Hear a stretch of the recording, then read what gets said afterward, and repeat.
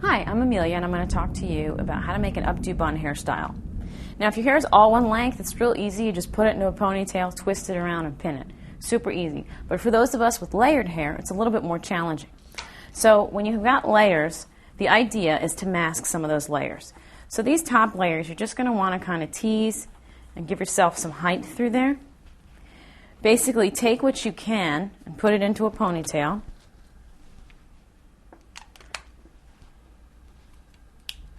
And it's probably going to be a little bit of a messier bun, but that's okay. Then this, you're just going to want to twist around as much as you can, and you can pin that.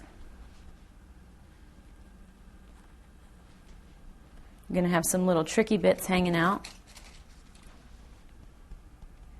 That makes it interesting. And then your sides, you're just going to kind of want to incorporate back using pins, little hairspray,